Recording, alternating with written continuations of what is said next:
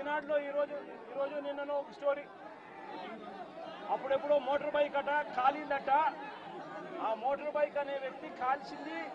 ఆ motor bike అనే వ్యక్తి ఈ జిలానీది మోటార్ బైకు, అది వైఎస్ఆర్సీపీ వాళ్ళు కాల్చారట. అందుకనే తర్వాత 2 ఏళ్ల తర్వాత ఇది జరిగిందట అని చెప్పి ఒక దిక్కు మాలిన అబద్ధం చెప్తా ఉన్నారు. నిజంగా వీళ్ళు పత్రికలా, వీళ్ళు ఏమైనా పేపర్లా, టీవీలా? నిజంగా వీళ్ళంతా కూడా సిగ్గుతో తలొంచుకోవాలి వీళ్ళు చేస్తా ఉన్న దుష్ప్రచారాలకు, అబద్ధాలకు. తీరా చూస్తే ఆ మోటార్ బైక్ ఎవరిది అని అంటే, ఆ మోటార్ బైక్ జిలాంది కాదు. ఆ మోటార్ బైక్ ఆసిఫ్ అనే వైఎస్ఆర్సీపీకి సంబంధించిన వ్యక్తిది.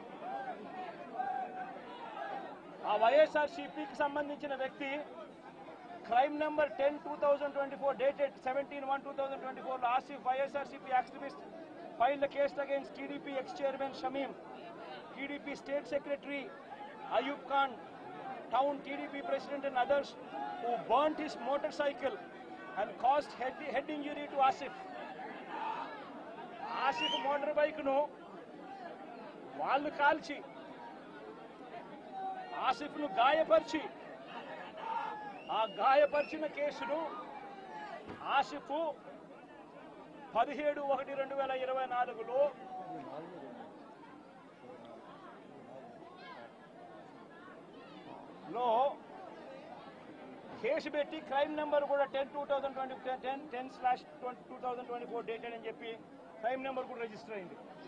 ఆ ఫోటో తీసి ఎప్పుడో జరిగిందని చెప్పి చూపించి, ఆ కేసు మోటార్ బైక్ కేసు అప్పట్లో పోలీసులు తీసుకోలేదు అని చెప్పి మళ్ళీ పోలీసుల మీద కూడా ఒక తప్పుడు ప్రచారం మళ్ళీ పోలీసుల మీద కూడా వేసి, అసలు జరిగిన ఇన్సిడెంట్ ఎప్పుడు అని అంటే ఇది 17/1/2024 జరిగినది. ఎవరి బైక్ నాకు కాలింది అని అంటే ఆసిఫ్ బైక్ కాలింది.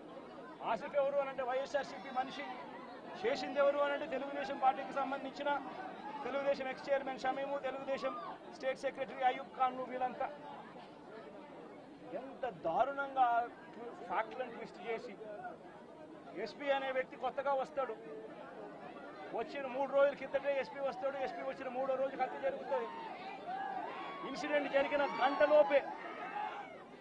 జరిగిన గంటలోపే ఎస్పీ బయటకు వచ్చి, ఇది ఇద్దరు